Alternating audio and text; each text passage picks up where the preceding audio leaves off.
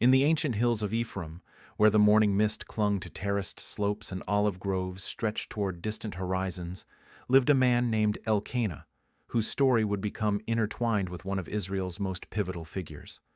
Elkanah belonged to the Levitical line, tracing his ancestry through the sacred bloodlines that served in Israel's religious ceremonies. Yet he had settled in Ramathaim within the district of Zuph, far from the traditional Levitical cities. This geographical detail reveals much about the transitional period in which this narrative unfolds, when the rigid structures of earlier generations were giving way to new arrangements and when faithful Israelites found themselves navigating between tradition and the practical realities of their changing world. The household of Elkanah embodied the complexities and tensions that characterized many families of his era. Following the customs that permitted polygamy, particularly when fertility issues arose, Elkanah had taken two wives whose contrasting circumstances would shape the destiny of nations. Peninnah, whose name suggests coral or pearl, had fulfilled what ancient Near Eastern society considered a woman's primary obligation by bearing children to her husband. Her fertility had secured her position within the household hierarchy and provided Elkanah with the offspring that ensured his lineage would continue. Yet, despite her reproductive success, Peninnah occupied a secondary position in her husband's affections, a reality that would fuel resentment and create the emotional crucible from which Samuel's story would emerge. Hannah, whose name means grace or favor, represented the paradox of divine election that runs throughout biblical narrative. Though beloved by her husband Elkanah, who demonstrated his preference through generous portions during religious festivals and tender words of consolation, Hannah carried the profound shame that barrenness brought to women in ancient Israel. Her childlessness was not merely a personal disappointment, but a social stigma that marked her as somehow deficient in the eyes of her community. The cultural understanding of the time interpreted fertility as a sign of divine blessing and barrenness as evidence of divine displeasure, creating a theological crisis that went far beyond personal longing for motherhood. The annual pilgrimages to Shiloh, where the tabernacle had been established and where the Ark of the Covenant resided, became occasions of both worship and torment for Hannah. These journeys, which should have been times of spiritual renewal and family celebration, instead highlighted her perceived inadequacy as Peninnah's children accompanied the family while Hannah's arms remained empty. The sacred site at Shiloh, with its ancient sanctuary and the presence of Eli the priest, represented the intersection of heaven and earth, the place where human petitions could reach the divine throne and where God's will could be discerned through proper religious channels. During one particularly agonizing pilgrimage, when the weight of years of disappointment and Peninnah's cruel taunts had reached an unbearable crescendo, Hannah approached the sanctuary with a desperation that transcended ordinary prayer. Her petition emerged from the deepest places of human longing, where personal desire intersected with divine purpose in ways that neither she nor those around her could fully comprehend. The intensity of her silent prayer, her lips moving without sound as she poured out her heart before the Lord, created such an unusual spectacle that Eli the priest initially misinterpreted her behavior as the result of excessive wine consumption during the festival celebrations. The misunderstanding between Hannah and Eli reveals the gap that sometimes exists between religious officials and the authentic spiritual experiences of those they serve.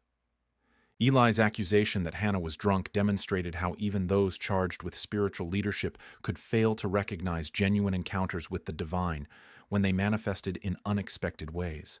Hannah's dignified response to Eli's rebuke, explaining that she was not drunk but rather pouring out her soul before the Lord, transformed the priest's suspicion into blessing and marked a turning point in her spiritual journey.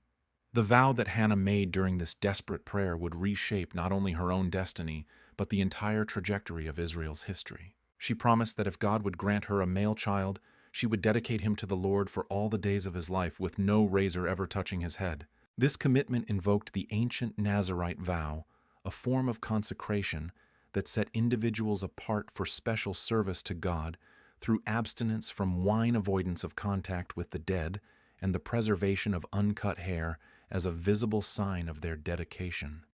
By making this vow, Hannah was essentially offering to surrender her longed-for child back to God, demonstrating a faith that transcended mere personal fulfillment and embraced divine purpose. The conception and birth of Samuel represented the divine response to authentic faith and the beginning of a new chapter in Israel's relationship with God. Hannah's pregnancy, coming after years of barrenness, served as a powerful testimony to God's sovereignty over human fertility and his ability to work through seemingly impossible circumstances.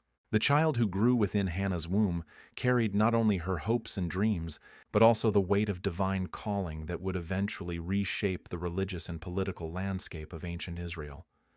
The naming of the child reflected Hannah's theological understanding of what had transpired. She called him Samuel, a name that connected to her earlier petition and acknowledged that this child had been requested from God and granted according to divine will. The etymology of the name, linking it to the Hebrew concepts of asking and borrowing from God, established Samuel's identity as one who belonged ultimately not to his earthly parents, but to the divine purpose that had brought him into existence. The period of nursing that followed Samuel's birth provided Hannah with precious time to bond with her son while preparing for the sacrifice that her vow demanded. These early months and years allowed her to pour her love and instruction into the child who would soon be separated from her care, ensuring that he would carry with him not only the formal dedication of the Nazirite vow, but also the deep spiritual foundation that only a mother's devoted attention could provide. When the time came for weaning, typically around the age of 3 in ancient Near Eastern culture, Hannah faced the heart-wrenching fulfillment of her promise. The journey back to Shiloh for Samuel's dedication marked both an ending and a beginning. Hannah's willingness to follow through on her vow, despite the personal cost, demonstrated the kind of faith that God honors and uses for his purposes. As she placed her young son in Eli's care, she was not merely fulfilling a religious obligation, but participating in God's larger plan for Israel's future. The sanctuary at Shiloh would become Samuel's home, and under Eli's guidance, he would grow in wisdom and stature while learning the sacred duties that would prepare him for his eventual role as prophet, priest, and judge. Hannah's prayer of thanksgiving following Samuel's dedication stands as one of the most theologically rich passages in the Hebrew Scriptures. Her poetic celebration of God's character and power transcended her personal circumstances to embrace cosmic themes of divine justice, sovereignty, and redemptive purpose. The prayer's reference to God as a rock established a metaphor for divine reliability and strength that would echo throughout biblical literature, while its prophetic glimpses of future kingship pointed toward the Davidic dynasty that would emerge generations later through the very prophet she was dedicating to God's service. The sanctuary at Shiloh became Samuel's world, a sacred space where the rhythms of religious life shaped his understanding of divine purpose and human responsibility. Under Eli's tutelage, the young boy learned the intricate details of tabernacle service, from the proper maintenance of the sacred lampstand to the careful handling of offerings brought by pilgrims from across Israel. The daily routines of temple life provided structure and meaning to Samuel's formative years, as he absorbed not only the technical aspects of priestly duties, but also the deeper spiritual principles that governed Israel's relationship with their covenant God. The sanctuary itself, with its holy furnishings and the Ark of the Covenant housed within the most sacred chamber, served as a constant reminder of God's presence among his people and the awesome responsibility that came with serving in such proximity to divine holiness. Eli, despite his advancing age and the personal failures that would later bring judgment upon his house, proved to be a capable mentor for the young Samuel. The elderly priest recognized the special nature of his charge and invested considerable effort in ensuring that Samuel understood both the privileges and obligations of his calling.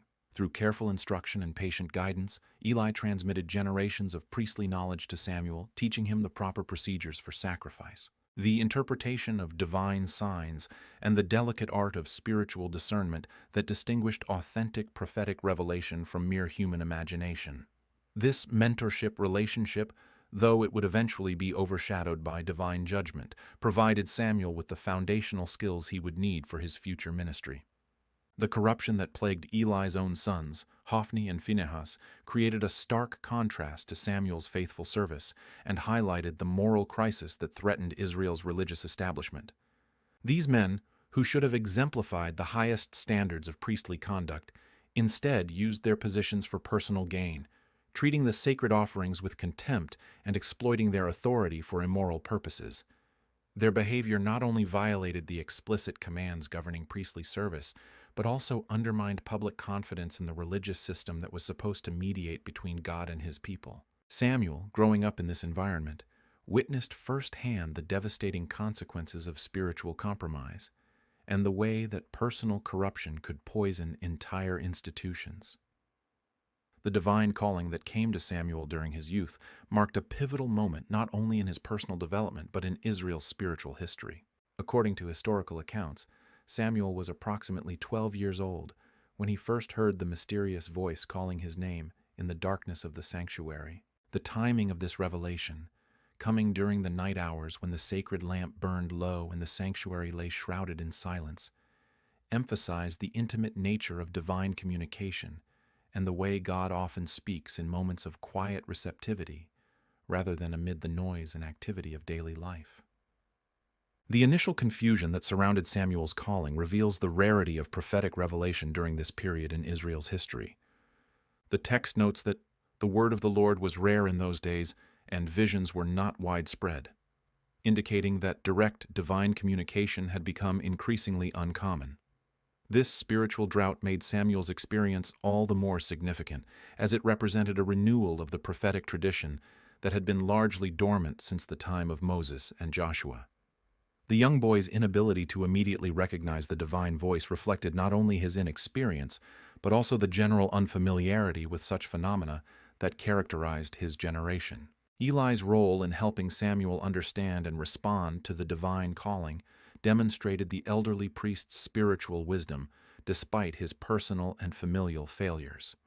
When Samuel repeatedly came to him reporting that someone had called his name, Eli initially dismissed the incidents as the product of a child's imagination or dreams. However, as the pattern continued, the experienced priest recognized the signs of divine communication and provided Samuel with the crucial guidance he needed to properly receive God's message. Eli's instruction to respond with the words, "Speak, Lord, for your servant is listening," became a model of prophetic receptivity that would characterize Samuel's entire ministry. The content of Samuel's first prophetic revelation carried devastating implications for the household that had raised and nurtured him. God's message concerning the judgment that would fall upon Eli's family because of his son's wickedness placed the young prophet in an extraordinarily difficult position. He was being asked to deliver a message of condemnation against the very people who had cared for him and provided him with his religious education. This early experience taught Samuel that prophetic ministry often required the courage to speak uncomfortable truths, even when doing so might damage personal relationships or create social tension. The specific charges against Eli's house revealed the serious nature of their offenses and the divine standards that governed religious leadership. God's judgment focused not only on the direct sins of Hophni and Phinehas, but also on Eli's failure to restrain their behavior despite his knowledge of their corruption. This principle of accountability for those in positions of spiritual authority would become a recurring theme in Samuel's later ministry, as he consistently held Israel's leaders to the highest standards of moral and spiritual conduct. That religious privilege carried corresponding responsibility, and that those who abused their sacred trust would face severe consequences. Samuel's reluctance to share this difficult revelation with Eli demonstrated both his natural compassion and his understanding of the message's gravity. The young prophet spent a sleepless night wrestling with the burden of divine knowledge, knowing that his words would bring pain to the man who had been like a father to him. When morning came and Eli pressed him to reveal what God had said, Samuel's faithful delivery of the complete message, despite its harsh content, marked his emergence as a true prophet who would not compromise divine truth for the sake of human comfort or personal relationships. The fulfillment of Samuel's prophecy regarding Eli's house served to establish his credibility as a genuine prophet and demonstrated the reliability of divine revelation received through him. When the predicted judgments came to pass, including the deaths of Hophni and Phinehas in battle and Eli's own demise upon hearing the news, the people of Israel recognized that Samuel possessed authentic prophetic authority. This validation was crucial for his future ministry, as it provided the foundation of trust that would enable him to speak with authority to kings and commoners alike throughout his long career.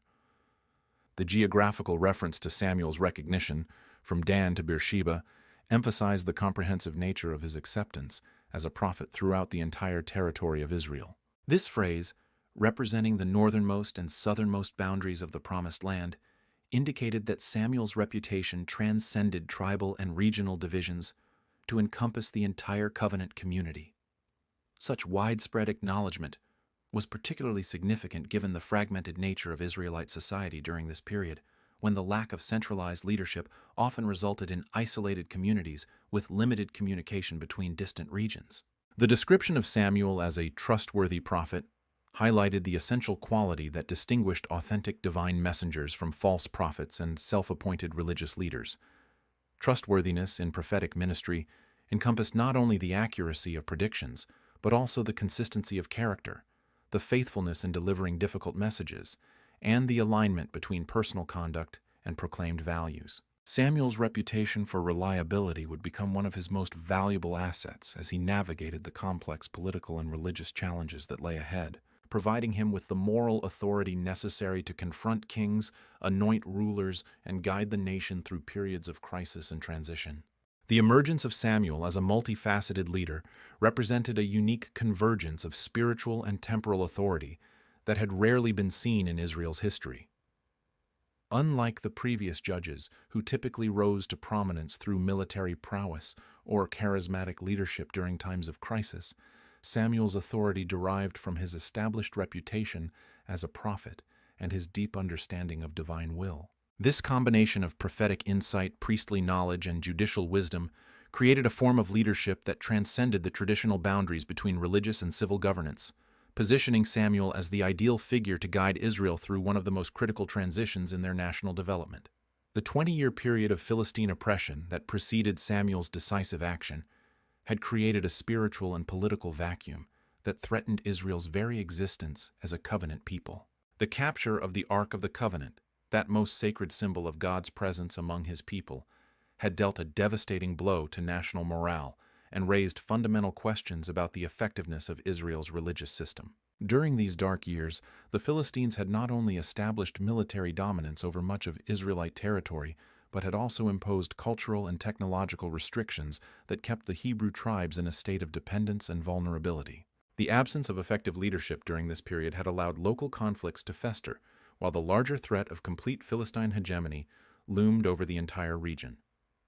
Samuel's decision to gather the people at Mizpah marked a turning point in Israel's fortunes and demonstrated his understanding of the spiritual dimensions underlying their political struggles. Historical importance as a place where previous generations had sought divine guidance and made solemn commitments to covenant faithfulness. By choosing this location for the National Assembly, Samuel was deliberately connecting his leadership to the sacred traditions of Israel's past, while positioning the gathering as both a military muster and a spiritual renewal. The site's elevated position also provided practical advantages for defense, while its symbolic significance reminded the assembled tribes of their shared identity and common obligations under the covenant. The spiritual preparation that preceded the military confrontation revealed Samuel's profound understanding of the relationship between Israel's faithfulness to God and their success in earthly endeavors. Rather than immediately launching into military planning or strategic discussions, Samuel led the people through a process of confession, repentance, and renewed commitment to exclusive worship of Yahweh. This emphasis on spiritual preparation reflected the theological principle that Israel's victories depended not primarily on military strength or tactical superiority, but on their alignment with divine will and their trust in God's power to deliver them from their enemies. The gathering at Mizpah also served as a powerful demonstration of Samuel's ability to unite the often fractious tribes of Israel under a common purpose. The response to his call for assembly indicated the widespread respect he had earned through years of faithful service and reliable prophetic ministry. Representatives from across the tribal territories came together, setting aside local disputes and regional jealousies to focus on the existential threat posed by Philistine domination. This unity of purpose, achieved through Samuel's moral authority rather than military coercion, provided the foundation for the coordinated resistance that would follow. When the Philistines learned of the Israelite assembly at Mizpah, their decision to attack revealed both their confidence in their military superiority and their recognition of the potential threat posed by a united Israel. The Philistine military machine, with its iron weapons, organized infantry formations, and experienced commanders, had dominated the region for decades through a combination of technological advantage and strategic positioning. Their approach to Mizpah represented an attempt to crush Israelite resistance before it could gain momentum, demonstrating their understanding that allowing the Hebrew tribes to organize effectively would pose a serious challenge to their continued dominance. Samuel's response to the approaching Philistine threat combined practical military preparation with intense spiritual intercession, embodying his unique role as both religious and civil leader. While organizing the defensive positions and coordinating the tribal forces, he simultaneously offered sacrifices and called upon God for divine intervention in the coming battle. This dual approach reflected his understanding that effective leadership required attention to both earthly realities and spiritual dimensions, and that victory would come through the combination of human effort and divine blessing rather than through either element alone. The dramatic intervention that occurred during the battle demonstrated the power of authentic prophetic leadership and the reality of divine involvement in human affairs. As Samuel offered his sacrifice and the Israelite forces prepared for combat, a tremendous thunderstorm erupted over the battlefield, creating confusion and panic among the Philistine ranks. This meteorological phenomenon, interpreted by both sides as a sign of divine displeasure with the Philistines, transformed what might have been a difficult military engagement into a decisive rout that shattered Philistine confidence and established Samuel's reputation as a leader blessed by God. The memorial stone that Samuel erected at the battle site served multiple purposes beyond simple commemoration of the victory. Named Ebenezer, meaning stone of help, this monument testified to God's assistance in Israel's hour of need and provided a permanent reminder of the principles that had led to their success. The stone also marked a geographical and spiritual boundary, establishing the limits of Philistine expansion and declaring the renewed sovereignty of Israel over their ancestral territories. For future generations, Ebenezer would serve as a tangible reminder of what could be accomplished when the people united under godly leadership and trusted in divine power rather than human strength alone. The extended period of peace that followed the victory at Mizpah reflected both the thoroughness of the Philistine defeat and the effectiveness of Samuel's continued leadership in maintaining the spiritual and political conditions that had made victory possible. Unlike previous periods of respite that had often been followed by gradual backsliding and eventual return to oppression, the peace established under Samuel's guidance proved remarkably durable.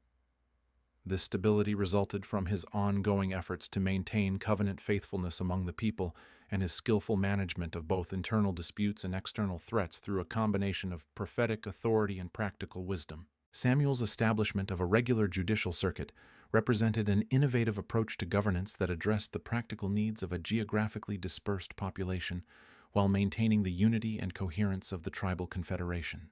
His annual journey from Ramah to Bethel to Gilgal to Mizpah and back to Ramah created a systematic method for delivering justice and maintaining communication between distant communities. This circuit covered the Central Highlands where most of the Israelite population was concentrated, ensuring that even remote settlements had regular access to authoritative legal decisions and spiritual guidance. The judicial authority that Samuel exercised during these circuits encompassed both civil disputes and religious matters, reflecting the integrated nature of law and faith in ancient Israelite society. His decisions carried weight not only because of his official position, but also because of his reputation for wisdom, fairness, and divine insight. People traveled considerable distances to bring their cases before Samuel, confident that his judgments would be based on thorough understanding of both legal precedent and divine will. This trust in his judicial integrity provided stability and predictability to a society that had previously suffered from inconsistent leadership and arbitrary decision-making. The geographical scope of Samuel's circuit also served important political functions by maintaining the connections between tribal territories and preventing the kind of fragmentation that had weakened Israel during previous periods. His regular presence in key population centers helped to resolve intertribal disputes before they could escalate into serious conflicts, while his consistent message of covenant faithfulness provided a unifying ideology that transcended local interests and regional loyalties. Through this systematic approach to leadership, Samuel created the institutional framework that would eventually support the transition to monarchical government while preserving the essential elements of Israel's covenant identity. The twilight of Samuel's career brought with it the painful recognition that even the most faithful leaders cannot guarantee the integrity of their successors, a reality that would force Israel to confront fundamental questions about governance, divine authority, and human nature. Samuel's decision to appoint his sons Joel and Abijah as judges in Beersheba represented a natural attempt to provide continuity of leadership while extending judicial authority to the southern regions of Israelite territory. Beersheba, located at the edge of the Negev desert and serving as a crucial way station for trade routes connecting Egypt with the northern territories, required capable administration to maintain order and resolve the complex disputes that arose in this cosmopolitan environment. The corruption that characterized Joel and Abijah's administration struck at the very heart of the judicial system that Samuel had worked so carefully to establish throughout his decades of service. Unlike their father, who had built his reputation on incorruptible integrity and faithful service to divine principles, these men allowed personal greed to compromise their judicial decisions. Their acceptance of bribes represented more than simple moral failure. It constituted a fundamental betrayal of the covenant principles that demanded justice for the poor and protection for the vulnerable. The perversion of justice through financial corruption created a crisis of confidence that extended far beyond the immediate victims of their decisions to encompass the entire system of governance that Samuel had created. The geographical significance of their posting in Beersheba amplified the damage caused by their corrupt practices. As the southernmost major settlement in Israelite territory, Beersheba served as a gateway between the settled agricultural regions and the pastoral nomadic areas, creating a complex legal environment where disputes often involved parties from different cultural backgrounds and economic systems. The corruption of justice in such a strategically important location not only harmed individual litigants, but also undermined Israel's relationships with neighboring peoples and damaged the nation's reputation for fair dealing in commercial and diplomatic matters. The external pressures that coincided with this internal crisis of leadership created a perfect storm of circumstances that would fundamentally alter Israel's political structure. The Ammonite threat from the east, combined with renewed Philistine aggression from the west, presented military challenges that seemed to require more centralized and efficient leadership than the traditional tribal confederation could provide. The Ammonites, descendants of Lot who had historically maintained an uneasy relationship with Israel, had apparently grown more aggressive under new leadership that saw opportunity in Israel's apparent weakness. Their raids and territorial encroachments threatened not only border settlements, but also the crucial trade routes that connected Israel with the broader regional economy. The Philistine resurgence represented an even more serious threat, as these technologically advanced peoples had apparently recovered from their earlier defeats and were once again pressing inland from their coastal strongholds. Their superior military organization, iron weapons, and strategic positioning gave them significant advantages over the loosely coordinated tribal militias that had traditionally defended Israelite territory. The Philistine threat was not merely military but also cultural and economic, as their influence tended to undermine traditional Israelite values and practices while creating dependencies that weakened national cohesion. The tribal leaders who approached Samuel with their request for a king represented the established political elite who had grown frustrated with the limitations of the existing system. These men, who held positions of authority within their respective tribes and had experience with the practical challenges of governance, had observed the apparent success of monarchical systems among neighboring peoples and concluded that Israel's survival required similar institutional changes. Their request reflected not only immediate security concerns but also a broader desire for the kind of international respect and internal efficiency that seemed to characterize the kingdoms that surrounded them. The phrase, "that we may be like other nations," revealed the deeper theological and cultural issues underlying the political request. This desire for conformity with regional norms represented a fundamental challenge to Israel's distinctive identity as a people set apart for divine purposes. The covenant relationship that had defined Israel since the time of Abraham was predicated on their willingness to be different from surrounding peoples, to follow divine law rather than human custom, and to trust in God's protection rather than conventional military and political arrangements. The request for a king thus represented not merely a change in governmental structure, but a potential abandonment of the theological principles that had sustained Israel through centuries of challenges.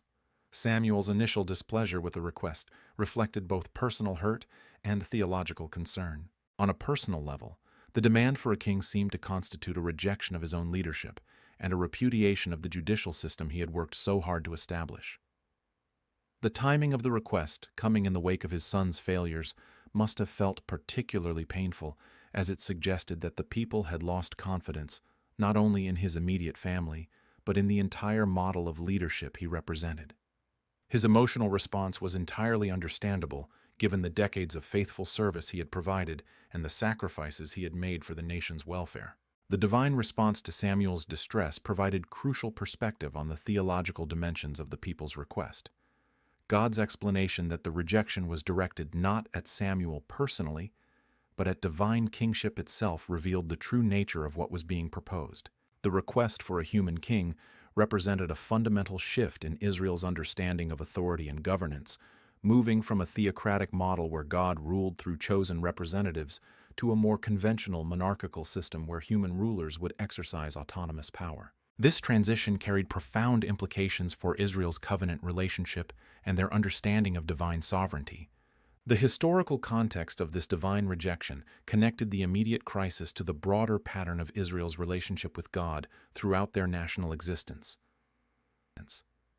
From the golden calf incident at Sinai through the repeated cycles of apostasy during the period of the Judges, the people had consistently demonstrated a tendency to abandon their distinctive calling in favor of more conventional religious and political arrangements. The request for a king represented the latest manifestation of this persistent desire to conform to surrounding cultures rather than maintain their unique identity as God's chosen people. Samuel's prophetic warning about the consequences of monarchy stands as one of the most penetrating analyses of royal power and its potential for abuse found anywhere in ancient literature. His detailed description of how a king would conscript young men for military service, appropriate agricultural produce for royal consumption, and gradually reduce free citizens to the status of royal dependents revealed a sophisticated understanding of how centralized power tends to expand at the expense of individual liberty. This warning was not merely theoretical, but was based on careful observation of how monarchical systems actually functioned in the ancient Near East. The specific abuses that Samuel predicted reflected the realities of royal administration in contemporary kingdoms. The conscription of young men for military service would drain agricultural communities of their most productive workers, while creating a professional military class whose loyalty would be to the king rather than to tribal or family structures. The appropriation of daughters for palace service would disrupt traditional family arrangements while creating a class of royal dependents whose interests would diverge from those of the broader population. The seizure of agricultural produce would undermine the economic independence that had characterized Israelite society and create the kind of extractive relationship between rulers and subjects that characterized most ancient monarchies. The warning about debt slavery represented perhaps the most serious long-term consequence of monarchical government. Samuel predicted that the financial demands of royal administration would eventually force free citizens to mortgage their land and labor to meet tax obligations, creating a cycle of dependency that would gradually transform Israel's egalitarian society into a stratified system with sharp distinctions between rulers and subjects. This prediction proved remarkably prescient, as the later history of the Israelite monarchy would indeed witness the emergence of exactly these kinds of social and economic inequalities. The Deuteronomistic perspective that shaped Samuel's warning reflected a sophisticated theological understanding of the relationship between political power and spiritual faithfulness. The concern was not merely that kings would abuse their authority for personal gain, though that was certainly part of the problem, but that the very existence of monarchical institutions would tend to undermine the covenant principles that were supposed to govern Israelite society. The concentration of power in royal hands would inevitably lead to the kind of social stratification and economic exploitation that the covenant law had been designed to prevent. The encounter between Samuel and Saul unfolded with the kind of divine orchestration that characterized many pivotal moments in Israel's history, where seemingly mundane circumstances became the stage for events of profound national significance. Saul's search for his father's lost donkeys had brought him far from his home territory in Benjamin, leading him through the hill country, where Samuel maintained his residence and conducted his prophetic ministry. The young Benjamin's journey, which had begun as a simple errand to recover valuable livestock, was about to transform him from an obscure farmer's son into the first king of Israel, demonstrating how God often works through ordinary circumstances to accomplish extraordinary purposes. The choice of a Benjamite for Israel's first king carried significant political and symbolic implications that would have been immediately apparent to Samuel and the tribal leaders who would eventually ratify this selection.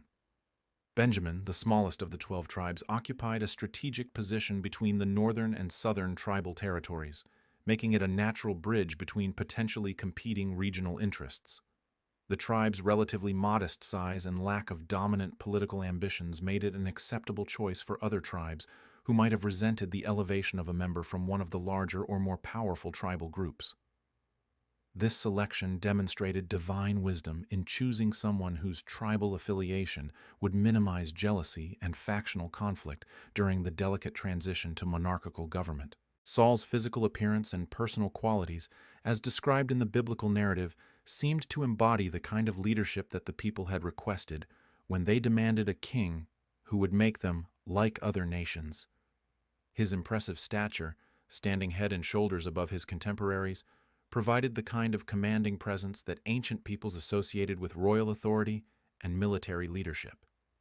His youth and vigor suggested the energy and strength needed to confront the external threats that had motivated the original request for monarchical government. These physical attributes, combined with his apparent humility and lack of political ambition, created an ideal combination of qualities for someone who would need to establish the legitimacy of an entirely new form of government. The circumstances of Samuel's recognition of Saul as the divinely chosen king revealed the prophet's continued role as the primary mediator between divine will and human affairs. Samuel's ability to identify Saul before any public signs of his calling had been manifested demonstrated the authentic nature of his prophetic gift and his ongoing access to divine revelation. This recognition was not based on human wisdom or political calculation, but on direct divine communication that enabled Samuel to see beyond external appearances to the deeper purposes that God intended to accomplish through this unlikely candidate for royal office. The secret anointing that Samuel performed represented a crucial moment in the establishment of monarchical legitimacy while maintaining the principle of prophetic authority over royal power. By conducting this ceremony in private, Samuel ensured that Saul's elevation to kingship would be understood as the result of divine choice rather than human political maneuvering or popular acclaim. The use of sacred oil in the anointing ritual connected Saul's kingship to the broader tradition of consecration that had previously been reserved for priests and sacred objects, indicating that royal authority was to be understood as a form of religious office rather than merely a secular political position. The symbolism of the anointing ceremony extended beyond the immediate act to encompass broader theological principles about the nature of legitimate authority in Israel. The oil used in the ceremony represented the Holy Spirit's empowerment for the tasks ahead, while the prophetic pronouncement that accompanied the anointing established the divine mandate that would legitimize Saul's rule. This combination of symbolic action and prophetic declaration created a new model for royal installation that would influence the coronation ceremonies of subsequent kings throughout Israel's monarchical period. The transition from secret anointing to public recognition required careful management to ensure that Saul's elevation would be accepted by the tribal leaders and the general population. The various traditions preserved in the biblical text suggest that this process involved multiple stages, each designed to build consensus and demonstrate divine approval for the new king.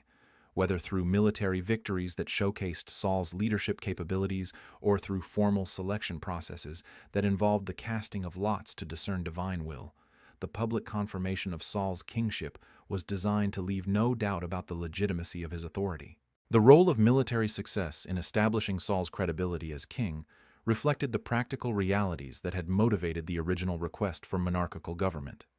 The external threats posed by the Ammonites, Philistines, and other neighboring peoples required effective military leadership that could coordinate the tribal militias and develop more sophisticated strategies for national defense. Saul's early victories demonstrated that the new monarchical system could indeed provide the kind of unified leadership that the people had sought, while his success in battle served as tangible evidence of divine blessing on his reign. The public ceremony at Mizpah that formally crowned Saul as king carried deep symbolic significance that connected the new monarchy to Israel's covenant traditions while establishing precedents for future royal installations. Mizpah's historical associations with divine revelation and covenant renewal made it an appropriate location for this momentous transition, while the participation of representatives from all the tribes ensured that Saul's kingship would be recognized as legitimate throughout the entire confederation. The ceremony itself likely involved elements of both religious ritual and political acclamation, creating a comprehensive foundation for royal authority that encompassed both divine mandate and popular consent. Samuel's farewell speech at Gilgal represented one of the most significant political and theological statements in the Hebrew Scriptures, establishing principles of limited monarchy that would influence political thought for millennia to come. His emphasis on the continuing authority of prophets and judges over kings represented a revolutionary concept in the ancient Near Eastern context, where royal power was typically understood as absolute and divinely sanctioned. By asserting that kings remained subject to prophetic correction and divine law, Samuel was establishing a system of checks and balances that would prevent the kind of royal absolutism that characterized most contemporary monarchies. The location of this speech at Gilgal carried particular significance given the site's historical associations with Israel's covenant relationship and their entry into the Promised Land. By choosing this location for his formal transition of authority, Samuel was deliberately connecting the establishment of monarchy to the broader narrative of Israel's relationship with God and their distinctive calling as a covenant people. The ceremony at Gilgal served as a reminder that even as Israel adopted new forms of government, they remained bound by the fundamental principles that had governed their national existence since the time of Moses. The theological principles that Samuel articulated in his farewell address established the foundation for what would later be recognized as constitutional monarchy, where royal power was limited by law and subject to external oversight. His assertion that both king and people stood under divine law represented a radical departure from the typical ancient Near Eastern understanding of royal authority as the source of law rather than its subject. This principle would prove crucial in maintaining Israel's distinctive identity, even as they adopted governmental forms that were common among their neighbors. The emphasis on prophetic authority as a continuing check on royal power reflected Samuel's understanding that the transition to monarchy should not eliminate the role of divine revelation in national governance. The prophet's responsibility to speak divine truth to royal power, regardless of personal consequences or political considerations, established a tradition of prophetic resistance to royal abuse that would characterize much of Israel's subsequent history. This institutional tension between prophetic and royal authority, while sometimes creating conflict and instability, also served to preserve the theological principles that distinguished Israel from surrounding nations. The warning that accompanied Samuel's transfer of authority served as both a practical guide for the new king and a theological statement about the nature of legitimate government. His emphasis on the continuing relevance of divine law and prophetic oversight represented an attempt to preserve the essential elements of Israel's covenant identity while accommodating the practical necessities that had led to the establishment of monarchy. This delicate balance between innovation and tradition would prove to be one of the most challenging aspects of Israel's political development throughout the monarchical period. The deterioration of the relationship between Samuel and Saul revealed the fundamental tensions inherent in Israel's transition from theocratic to monarchical government, as two strong-willed leaders struggled to define the boundaries between prophetic authority and royal prerogative. The first major crisis emerged at Gilgal, where Saul's decision to offer pre-battle sacrifices without waiting for Samuel's arrival exposed the competing claims of religious protocol and military necessity that would plague the monarchy throughout its existence. The incident occurred during a critical moment when Philistine forces had assembled in overwhelming numbers, threatening to crush the nascent kingdom before it could establish itself as a viable political entity. The military situation that precipitated Saul's fateful decision reflected the kind of external pressure that had originally motivated Israel's request for a king. The Philistines had mobilized a formidable force that included not only infantry and cavalry, but also the iron chariots that gave them such decisive advantages in open warfare. Their strategic positioning threatened to cut off Saul's forces from their supply lines, while their superior numbers created a psychological impact that was already causing desertions among the Israelite ranks. The king faced the classic dilemma of military leadership: whether to wait for ideal conditions that might never materialize, or to act decisively with the resources at hand. Saul's growing impatience as he waited for Samuel's arrival reflected both the practical pressures of military command and his evolving understanding of royal authority. The 7-day period that Samuel had specified for his arrival had elapsed, and each additional day of delay increased the risk that Saul's army would dissolve through desertion or be destroyed by Philistine attack. The king's decision to proceed with the sacrificial ritual demonstrated his belief that royal authority should encompass religious as well as military functions, a perspective that challenged the traditional separation between prophetic and political leadership that Samuel had worked to maintain. The theological significance of Saul's action extended far beyond the immediate question of ritual propriety to encompass fundamental issues about the nature of divine authority and human obedience. The sacrificial system was not merely a collection of ceremonial practices, but represented the primary means through which Israel maintained its covenant relationship with God. By assuming the right to conduct these rituals without prophetic oversight, Saul was asserting a form of royal authority that threatened to subordinate religious practice to political expediency, potentially undermining the theological foundations that distinguished Israel from surrounding nations.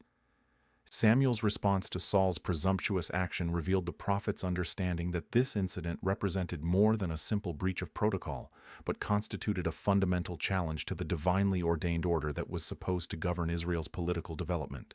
His immediate denunciation of the king's behavior and his prophecy that Saul's dynasty would not endure demonstrated the seriousness with which he viewed this violation of established boundaries between royal and prophetic authority. The prophet's declaration that God had already identified a man after his own heart to replace Saul indicated that this incident had triggered divine judgment that would ultimately reshape Israel's political future. The second and more decisive confrontation between Samuel and Saul emerged from the campaign against the Amalekites, a conflict that carried deep historical and theological significance, extending back to Israel's wilderness wanderings. The Amalekites had been the first people to attack the Israelites after their exodus from Egypt, striking at the most vulnerable members of the community and demonstrating a level of cruelty that had earned them divine condemnation. The command to utterly destroy this people represented not merely a military objective, but a form of divine judgment that was intended to eliminate a source of persistent opposition to God's purposes for Israel. The concept of harem, or complete destruction, that governed this campaign reflected ancient Near Eastern practices of warfare that were understood to place entire conflicts under divine authority rather than human discretion. When Samuel conveyed God's command to destroy everything belonging to the Amalekites, he was not simply issuing military orders but was communicating divine judgment that left no room for human modification or selective implementation. The comprehensive nature of this command was intended to demonstrate that some forms of evil were so thoroughly corrupting that they required complete elimination rather than partial reform or conditional mercy. Saul's decision to spare King Agag and preserve the best of the Amalekite livestock revealed his continuing struggle to understand the absolute nature of divine commands and his tendency to modify divine instructions according to his own judgment about what seemed reasonable or beneficial. His explanation that he intended to sacrifice the preserved animals to the Lord demonstrated a fundamental misunderstanding of the relationship between obedience and worship that would prove to be characteristic of his approach to royal responsibility. The king's reasoning reflected a transactional understanding of divine relationship that assumed God would be pleased with the results of human initiative, even when those results were achieved through disobedience to explicit commands. The confrontation that followed Saul's return from the Amalekite campaign represented the climactic moment in the breakdown of the relationship between prophet and king, as Samuel delivered one of the most penetrating analyses of the nature of true religion found anywhere in ancient literature. His famous declaration that to obey is better than sacrifice articulated a principle that would become central to prophetic theology throughout Israel's history, emphasizing that external religious observance could never substitute for fundamental submission to divine will. This statement challenged not only Saul's specific actions but the broader tendency to treat religious ritual as a means of manipulating divine favor rather than expressing genuine devotion. Samuel's characterization of Saul's disobedience as rebellion and divination revealed the prophet's understanding that the king's actions represented more than simple mistakes in judgment, but constituted a fundamental rejection of divine authority. By comparing Saul's behavior to the practices of divination and idolatry that were explicitly forbidden in Israelite law, Samuel was indicating that the king's selective obedience was equivalent to the pagan practices that Israel was supposed to reject. This theological analysis suggested that partial obedience was actually a form of rebellion that was incompatible with covenant faithfulness. The finality of Samuel's rejection of Saul was emphasized by the prophet's declaration that God had rejected the king and by his refusal to see Saul again during his lifetime. This dramatic severing of the relationship between prophet and king symbolized the irreversible nature of divine judgment, while demonstrating the personal cost that such confrontations imposed on both parties. Samuel's grief over Saul's failure reflected not only disappointment in the king's performance, but also sorrow over the broader implications of this failure for Israel's political and spiritual development. The execution of King Agag that Samuel performed personally served multiple symbolic and practical purposes that reinforced the principles at stake in this confrontation. By carrying out the divine command that Saul had failed to implement, Samuel demonstrated that prophetic authority included the responsibility to ensure that divine judgments were fully executed regardless of royal preferences or political considerations. The graphic nature of this execution, performed before the assembled people, served as a powerful reminder that divine commands were not subject to human modification, and that the consequences of disobedience could be severe and irreversible. The broader implications of Samuel's final break with Saul extended far beyond the immediate political crisis to encompass fundamental questions about the nature of legitimate authority and the relationship between divine will and human governance.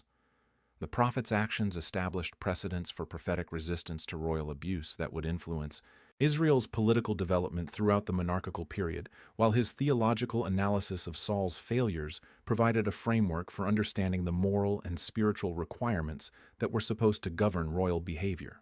The tragedy of Saul's rejection lay not only in the personal consequences for the king himself, but in the broader implications for Israel's experiment with monarchical government. The failure of the first king to maintain the delicate balance between royal authority and divine submission raised serious questions about whether monarchy was compatible with Israel's covenant identity, while the bitter conflict between prophet and king demonstrated the potential for institutional tensions that could undermine national unity and effectiveness. The divine command that sent Samuel to Bethlehem marked a pivotal moment in Israel's history, as God's rejection of Saul necessitated the identification and preparation of a successor who could fulfill the original vision for Israelite kingship. The journey to Bethlehem carried both practical risks and profound symbolic significance, as Samuel was being asked to anoint a new king while the current monarch still occupied the throne and commanded the loyalty of the military establishment. The prophet's initial hesitation about this mission reflected not only concern for his personal safety, but also awareness of the potentially explosive political consequences that could result from the discovery of his actions. The choice of Bethlehem as the location for this momentous event connected David's calling to the broader narrative of God's work through seemingly insignificant places and people. This small town in the hill country of Judah had little political importance and no obvious strategic value, making it an unlikely setting for the selection of Israel's future king. Yet Bethlehem's pastoral character and its distance from the centers of royal power provided the perfect environment for the quiet work of divine selection that would ultimately reshape the entire trajectory of Israel's national development. The cover story that Samuel employed for his journey to Bethlehem demonstrated the prophet's practical wisdom in navigating the dangerous political realities created by his break with Saul. By announcing his intention to offer sacrifice in the town, Samuel provided a legitimate religious reason for his presence that would not immediately arouse suspicion about his true purpose. This approach reflected the complex position that prophets occupied in ancient Israel, where their religious authority provided certain protections, while their political influence made them potential targets for royal displeasure. The process of selection that unfolded in Jesse's household revealed fundamental principles about divine choice that challenged conventional human assumptions about leadership and worthiness. When Samuel first encountered Jesse's sons, his initial inclination was to focus on Eliab, whose impressive physical appearance seemed to embody the kind of commanding presence that people expected from their kings. The divine correction that followed this natural human response emphasized that God's criteria for leadership differed fundamentally from human standards, focusing on internal character rather than external attributes. The famous declaration that man looks on the outward appearance, but the Lord looks on the heart, articulated a theological principle that would become central to understanding the nature of divine election throughout biblical history. This statement challenged not only Samuel's immediate assumptions about David's brothers, but also the broader cultural tendency to equate physical impressiveness with leadership capability. The principle established that authentic spiritual authority derived from internal qualities of character and devotion rather than from the external characteristics that typically impressed human observers. The systematic rejection of David's older brothers served to emphasize the unexpected nature of divine choice, while building dramatic tension toward the revelation of God's actual selection. Each brother who was presented and then passed over reinforced the message that conventional expectations about birth order, physical appearance, and social standing were irrelevant to divine purposes. This process also demonstrated Samuel's own growth in prophetic discernment, as he learned to wait for clear divine guidance rather than relying on his own judgment about suitable candidates. David's absence from the initial gathering, as he tended his father's sheep in the fields surrounding Bethlehem, provided a powerful symbol of the humble circumstances from which God often calls his chosen servants. The young shepherd's occupation connected him to the pastoral imagery that would later characterize his understanding of kingship, while his willingness to faithfully perform mundane duties demonstrated the kind of character that qualified him for greater responsibilities. The fact that Jesse had not even considered including David among the potential candidates revealed how thoroughly his family had underestimated his significance. The moment of David's anointing represented a theological and political watershed that would influence Israel's development for centuries to come. Unlike Saul's anointing, which had been motivated by popular demand and external pressures, David's selection emerged purely from divine initiative and reflected God's sovereign choice of a leader who could fulfill the original vision for Israelite kingship. The sacred oil that Samuel poured over the young shepherd's head symbolized not only royal authority, but also the divine empowerment that would enable David to accomplish the tasks that lay ahead. The immediate descent of the Spirit of God upon David following his anointing provided tangible evidence of divine approval, while establishing a stark contrast with Saul's spiritual condition.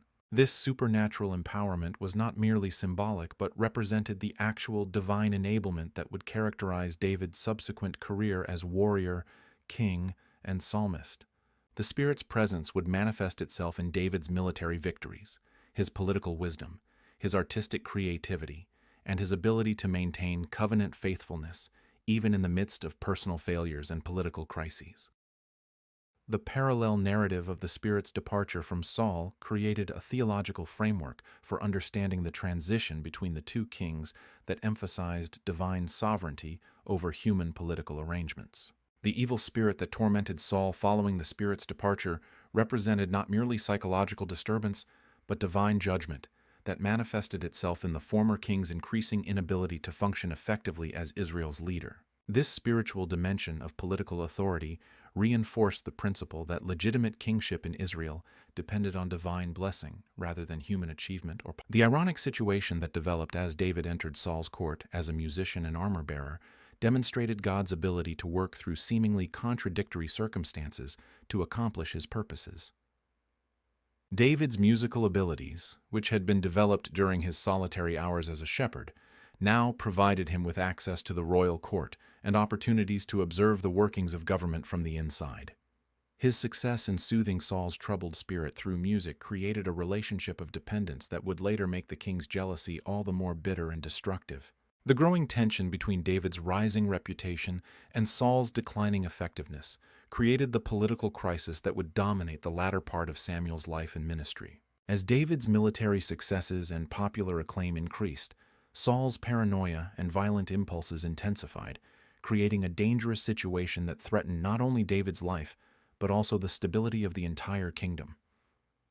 The king's attempts to eliminate his perceived rival represented a desperate effort to preserve his dynasty against what he correctly recognized as divine judgment. Samuel's role in providing sanctuary for David during this period of persecution demonstrated the prophet's continuing commitment to God's purposes, even when those purposes created personal danger and political complications. The aging prophet's willingness to shelter the fugitive David represented both practical assistance and symbolic endorsement that helped to legitimize David's claims to royal authority. This protection also reflected Samuel's understanding that his prophetic ministry included responsibility for nurturing and protecting those whom God had chosen for future service. The theological significance of Samuel's support for David extended beyond immediate political considerations to encompass broader principles about the relationship between prophetic authority and divine purpose. By providing sanctuary for the anointed but not yet crowned king, Samuel was demonstrating that prophetic loyalty belonged ultimately to God's revealed will rather than to existing political arrangements. This principle would prove crucial for maintaining prophetic independence throughout Israel's monarchical period, as subsequent prophets would need to speak divine truth to royal power, regardless of personal consequences. The contrast between Saul and David that emerged during this period illustrated the fundamental differences in character and spiritual orientation that had led to their respective selection and rejection as kings. While Saul's response to adversity was characterized by increasing paranoia, violence, and spiritual rebellion, David's behavior under pressure demonstrated the qualities of faith, patience, and respect for divine authority that qualified him for lasting royal success. These contrasting responses to similar challenges provided a practical demonstration of the internal qualities that God had seen when he looked upon David's heart. The broader implications of this transition period extended far beyond the immediate political crisis to encompass fundamental questions about the nature of legitimate authority and the relationship between divine calling and human recognition. David's years as a fugitive, while personally difficult and politically dangerous, provided essential preparation for the responsibilities of kingship while demonstrating that divine election did not guarantee immediate earthly success. This period of testing and development would prove crucial for shaping David into the kind of leader who could fulfill God's purposes for Israel while maintaining the spiritual qualities that had originally qualified him for divine selection. The death of Samuel marked the end of an era in Israel's history as the last of the great judges, and the architect of the monarchical transition passed from the scene at a moment when his wisdom and spiritual authority were desperately needed. His burial in Ramah, the city that had served as his primary residence and the center of his judicial circuit, provided a fitting conclusion to a life that had been devoted to serving God's purposes among his people. The choice of Ramah as his final resting place emphasized the deep connection between the prophet and the community that had supported his ministry throughout his long career, while the mourning that accompanied his death demonstrated the widespread recognition of his irreplaceable role in Israel's spiritual and political development. The timing of Samuel's death created a spiritual vacuum that would have profound consequences for both Saul and the nation as a whole. The prophet's passing removed the primary source of divine guidance that had been available to Israel's leadership since the early days of the monarchy, leaving Saul without access to the prophetic counsel that had previously helped to navigate the complex challenges of royal governance. This loss was particularly devastating given the deteriorating relationship between the king and God, which had already resulted in the withdrawal of divine favor and the cessation of normal channels of spiritual communication. The military crisis that developed following Samuel's death revealed the extent to which Israel's security had depended not only on human leadership, but also on divine guidance and supernatural intervention. The Philistines, apparently sensing the weakness created by the loss of prophetic leadership and the spiritual crisis that plagued Saul's reign, assembled a formidable force that threatened to reverse all the gains that Israel had made since the early days of the monarchy. Their strategic positioning at Shunem, overlooking the Jezreel Valley, gave them control of crucial trade routes, while their superior numbers and equipment created a military situation that seemed hopeless from a purely human perspective. Saul's desperate attempts to receive divine guidance through the traditional channels of prophetic inquiry, priestly consultation, and dream interpretation revealed both his recognition of his spiritual isolation and his growing panic as the military crisis intensified. The silence that greeted his efforts to communicate with God represented the logical consequence of his previous disobedience and rebellion, demonstrating that the breakdown of the divine-human relationship could not be easily repaired through ritual observance or desperate appeals. This divine silence created a theological crisis that challenged the fundamental assumptions about God's availability to Israel's anointed leaders. The king's decision to seek guidance from a medium represented a dramatic departure from the religious principles that were supposed to govern Israelite behavior and demonstrated the extent of his spiritual desperation. The practice of necromancy, or communication with the dead, was explicitly forbidden in Israelite law and was associated with the pagan religious practices that Israel was supposed to reject. Saul's willingness to violate these fundamental prohibitions revealed how completely his spiritual compass had been compromised by his estrangement from God and his growing desperation in the face of seemingly insurmountable challenges. The irony of Saul's consultation with the medium at Endor was compounded by the fact that he had previously implemented policies designed to eliminate such practitioners from Israel, demonstrating his own recognition that these activities were incompatible with covenant faithfulness. His disguised journey to seek the services of someone he had officially condemned revealed the internal contradictions that characterized his later reign and the way that spiritual compromise could lead to increasingly desperate and self-defeating behavior. The king's willingness to risk his life by traveling through enemy territory to consult a forbidden practitioner demonstrated the depth of his desperation and the extent of his spiritual confusion. The medium's initial reluctance to perform the requested séance reflected both her awareness of the legal prohibitions against her activities and her recognition of the dangerous political implications of serving the king who had previously persecuted her profession. Her eventual agreement to proceed, after Saul's assurance of protection, revealed the complex dynamics that governed such underground religious practices and the way that political desperation could override legal and spiritual constraints. The woman's surprise at the actual appearance of Samuel's spirit suggested that her usual practices involved deception rather than genuine supernatural communication. The appearance of Samuel's spirit represented an unprecedented supernatural event that transcended the normal boundaries between life and death while serving divine purposes that extended beyond the medium's intentions or capabilities. The description of the spirit rising in an upright position, contrary to the usual expectations about the posture of the dead, emphasized the unusual nature of this manifestation and suggested that Samuel's appearance was the result of divine intervention rather than human manipulation. This supernatural occurrence demonstrated that God retained the ability to communicate his will even through channels that were normally forbidden to his people. Samuel's anger at being disturbed from his rest reflected both the impropriety of Saul's actions and the prophet's continued commitment to divine purposes even beyond death.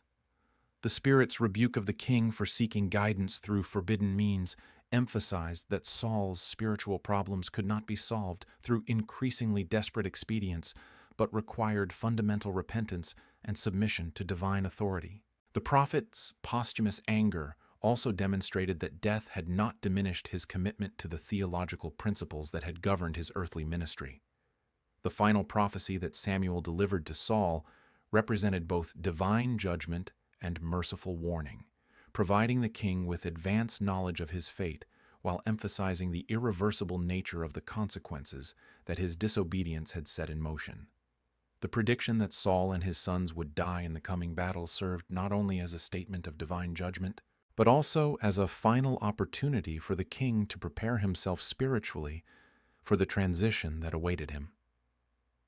The inclusion of Jonathan in this prophecy added particular poignancy to the prediction, as it meant that even the most admirable member of Saul's family would share in the consequences of the king's failures.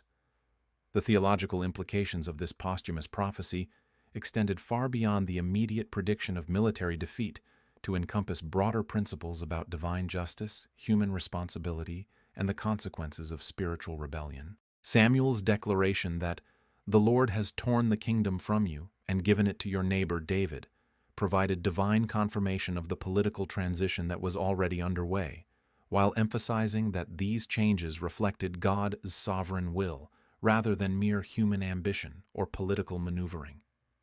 The fulfillment of Samuel's final prophecy in the Battle of Mount Gilboa served as a dramatic vindication of his prophetic authority, while bringing to a tragic conclusion the reign of Israel's first king. The deaths of Saul and his sons, exactly as Samuel had predicted, demonstrated the reliability of prophetic revelation and the certainty of divine judgment, while clearing the way for David's emergence as the legitimate ruler of a united Israel. This fulfillment also provided a powerful reminder that divine purposes would be accomplished regardless of human resistance or attempts to avoid the consequences of disobedience. The broader significance of Samuel's posthumous intervention lay in its demonstration that divine communication could transcend normal boundaries when God's purposes required such extraordinary measures. The prophet's ability to deliver accurate predictions, even from beyond the grave, emphasized the eternal nature of divine truth and the continuing relevance of prophetic ministry, even after the death of individual prophets. This supernatural occurrence also served as a powerful reminder that spiritual realities extended beyond the physical world, and that divine justice would ultimately prevail regardless of earthly circumstances or human attempts to escape accountability. The figure of Samuel as presented in the biblical narrative represents a complex literary and theological construction that reflects multiple layers of historical memory, editorial interpretation, and ideological purpose spanning several centuries of Israel's development. The Deuteronomistic historians, working primarily during the exilic period when Israel's monarchical experiment had ended in catastrophic failure, shaped Samuel's portrayal to serve their broader theological agenda of explaining why the covenant people had suffered such devastating judgment. Their idealization of Samuel as a transitional figure who embodied the best qualities of Israel's pre-monarchical leadership while warning against the dangers of royal power created a literary character who functioned as both historical figure and theological symbol. The deliberate parallels drawn between Samuel and Moses in the Deuteronomistic presentation reveal the editor's intention to position Samuel as the last great leader in the Mosaic tradition before Israel's fateful transition to monarchy. Like Moses, Samuel served as prophet, judge, and intercessor for the people, combining religious authority with civil leadership in ways that would become impossible once royal power was established. The editors emphasized Samuel's role as lawgiver and covenant mediator, presenting him as someone who maintained the direct relationship between God and people that had characterized Israel's earliest period. This portrayal served the Deuteronomistic purpose of demonstrating that Israel's problems stemmed not from inadequate leadership, but from the people's rejection of the theocratic ideal that Samuel represented. The characterization of Samuel as the first of prophets to articulate the failure of Israel to live up to its covenant with God established him as the founder of the prophetic tradition that would dominate Israel's religious landscape throughout the monarchical period. This presentation positioned Samuel as the prototype for later prophets like Nathan, Elijah, and Isaiah, who would confront royal power with divine truth, regardless of personal consequences or political considerations. The Deuteronomistic editors used Samuel's conflicts with Saul to establish precedents for prophetic resistance to royal abuse, while demonstrating that authentic spiritual authority derived from divine calling rather than institutional position.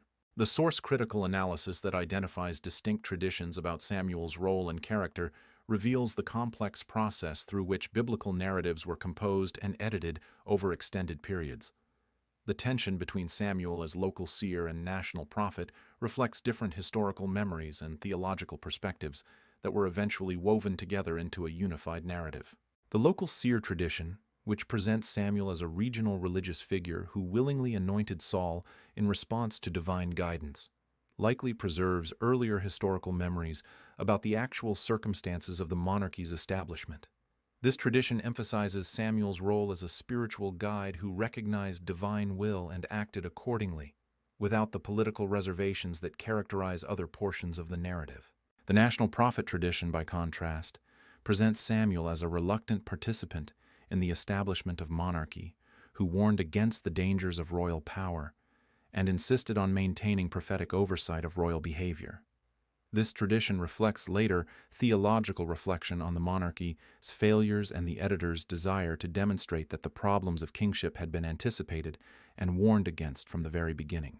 The tension between these two presentations creates a complex literary character who embodies both the practical necessities that led to monarchy and the theological concerns about its compatibility with covenant faithfulness.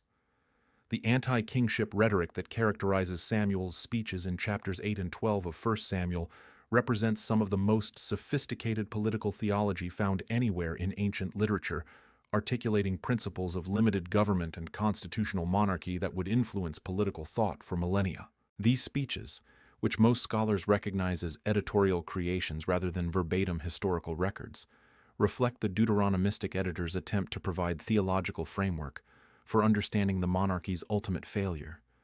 The detailed warnings about royal oppression and the systematic analysis of how centralized power tends to corrupt those who wield it demonstrate remarkable insight into the dynamics of political authority. The theological agenda underlying these speeches extends beyond simple criticism of monarchy to encompass broader questions about the relationship between divine sovereignty and human governance. The editors used Samuel's warnings to argue that Israel's experiment with kingship had been fundamentally flawed from its inception because it represented a rejection of God's direct rule in favor of human institutions.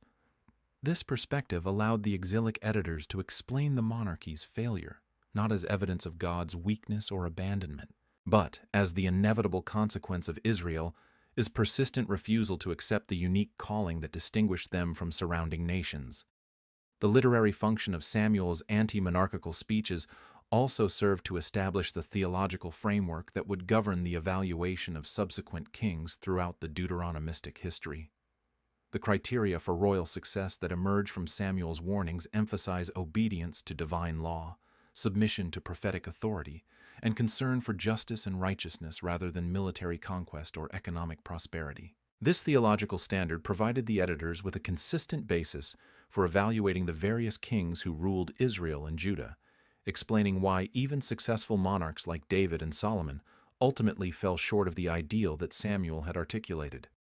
The connection between Samuel's story and the establishment of the Davidic dynasty reveals the central role that dynastic legitimacy played in the biblical editor's understanding of Israel's political development. Samuel's anointing of David serves not merely as a historical event, but as a theological statement about divine election and the criteria that govern legitimate royal authority. The contrast between Saul's rejection and David's selection provides a framework for understanding why the Davidic line became the focus of messianic hope and royal ideology throughout Israel's subsequent history. The emphasis on David's divine election through Samuel's prophetic ministry also served important political purposes for the editors who were writing during or after the Babylonian exile. By demonstrating that David's kingship had been established through proper prophetic channels and divine approval, the editors provided theological justification for the hope that the Davidic line would eventually be restored. Samuel's role in this process positioned him as the crucial link between Israel's pre-monarchical past and their royal future, making him an essential figure in the theological narrative that connected promise to fulfillment. The literary structure of the Samuel narrative, with its careful attention to the prophet's role in both rejecting Saul and selecting David, creates a theological framework that emphasizes divine sovereignty over human political arrangements. The editors used Samuel's prophetic authority to demonstrate that legitimate kingship in Israel depended not on human achievement or popular acclaim, but on divine approval mediated through proper religious channels. This principle provided the foundation for later prophetic criticism of royal behavior and established the precedent for prophetic involvement in dynastic transitions throughout Israel's monarchical period. The historical Samuel who lies behind these various literary and theological constructions remains somewhat elusive, though the basic outline of his career as a religious leader during Israel's transition to monarchy seems historically reliable. The multiple traditions about his role and character suggest that he was indeed a significant figure whose influence extended beyond his immediate historical context to shape Israel's understanding of prophetic authority and royal legitimacy. The fact that later editors found his story so useful for their theological purposes indicates that Samuel's actual career provided a rich foundation for the literary and ideological construction that emerged from the editorial process. The enduring significance of Samuel's portrayal in the biblical narrative extends far beyond questions of historical accuracy to encompass the theological and political principles that his story was designed to illustrate. The editor's presentation of Samuel as the ideal prophet-judge who maintained divine authority while warning against human pretensions created a literary figure who embodied the tensions and possibilities inherent in Israel's unique calling as a covenant people, This portrayal continues to influence religious and political thought, providing a model for the relationship between spiritual authority and temporal power that transcends the specific historical circumstances of ancient Israel. The mystical traditions surrounding Samuel that developed in post-biblical Jewish literature represent a fascinating transformation of the biblical prophet into a cosmic figure whose influence extends far beyond the historical boundaries of ancient Israel into the fundamental structures of existence itself. These esoteric interpretations, found primarily in Kabbalistic texts and certain Talmudic sources, reimagine Samuel not merely as a human religious leader, but as an angelic being whose actions shaped the very nature of human experience and divine justice.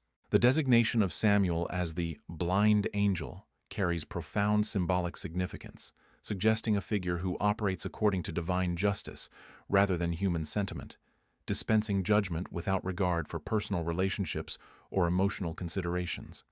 The mystical etymology that translates Samuel's name as poison of God or wrath of God represents a dramatic departure from the traditional biblical understanding of his name as asked of God or heard by God.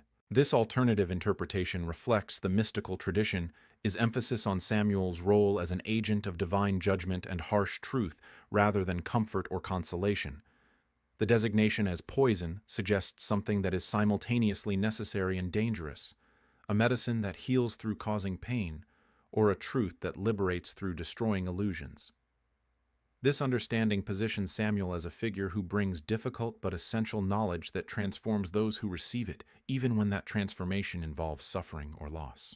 The characterization of Samuel as the angel of knowledge places him within a specific category of celestial beings whose primary function involves the transmission of divine wisdom to human consciousness. Unlike angels who serve primarily as messengers or warriors, Samuel's mystical role focuses on the communication of knowledge that fundamentally alters human understanding of existence and choice. This knowledge is described as dangerous because it carries the potential to transform human consciousness in ways that cannot be reversed, introducing awareness of mortality, limitation, and the weight of moral choice that characterizes the human condition. The concept of Samuel as the keeper of dangerous secrets suggests that his knowledge encompasses truths about existence that are too powerful or disturbing for ordinary consciousness to bear without proper preparation. These secrets likely include understanding of the relationship between divine justice and human suffering, the necessity of limitation for the development of character, and the role that mortality plays in creating the conditions under which genuine moral choice becomes possible. The mystical tradition presents Samuel as the guardian of knowledge that must be carefully dispensed according to divine timing and human readiness. The designation of Samuel as the left hand of God employs the traditional symbolic framework that associates the right hand with mercy and blessing, while the left hand represents judgment and discipline. This positioning does not suggest that Samuel operates in opposition to divine will, but rather that he serves as the instrument through which God's justice and corrective discipline are administered. The left-hand metaphor emphasizes that Samuel's actions, while sometimes appearing harsh or destructive, ultimately serve divine purposes of education and spiritual development. The mystical account of Samuel's introduction of mortality into the Garden of Eden represents perhaps the most profound reinterpretation of biblical narrative found in these esoteric traditions. According to this understanding, the knowledge of death was not simply a consequence of human disobedience, but a necessary element that had to be introduced for human beings to develop genuine free will and moral responsibility. The mystical tradition suggests that without awareness of limitation and mortality, human choices would lack the weight and significance that make them truly meaningful expressions of character and spiritual development.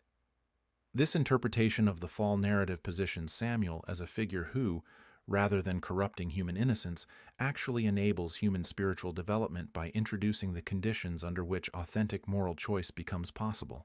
The knowledge of death creates urgency and significance in human decision-making that would be absent in a state of unlimited time and guaranteed security. The mystical tradition thus presents Samuel's action not as a tragedy, but as a necessary step in the divine plan for human spiritual evolution.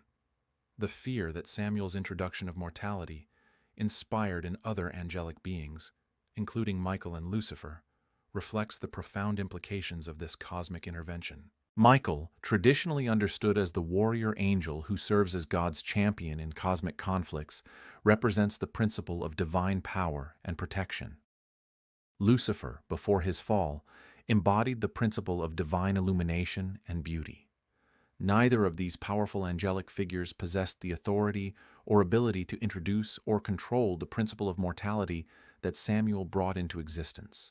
The mystical tradition suggests that Samuel's action created a new category of existence that transcended the previous cosmic order, introducing temporal limitation as a fundamental aspect of created reality. This innovation made Samuel a figure of unique authority and influence, as he alone among the angelic hosts possessed the knowledge and power to work with the principle of mortality that now governed human existence. The fear that other angels experienced in relation to Samuel reflected their recognition that he had introduced an element into creation that they could neither fully understand nor control. Samuel's ongoing role as the angel who tests humanity positions him as a crucial figure in the spiritual development of individuals and communities throughout history.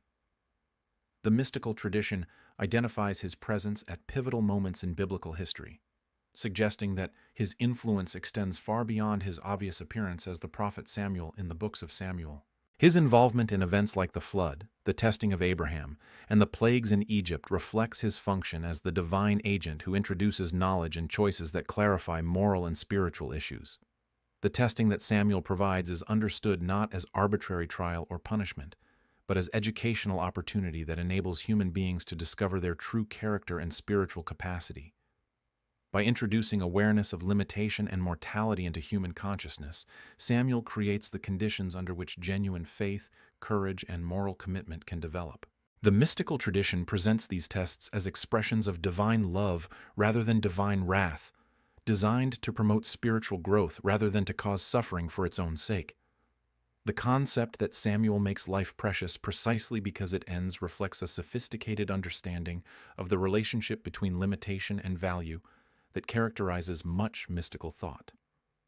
The awareness of mortality creates urgency and significance in human experience that would be impossible in a state of unlimited time and guaranteed security. This understanding suggests that Samuel's introduction of death into human experience was actually a gift that enabled human beings to experience the full depth and meaning of existence.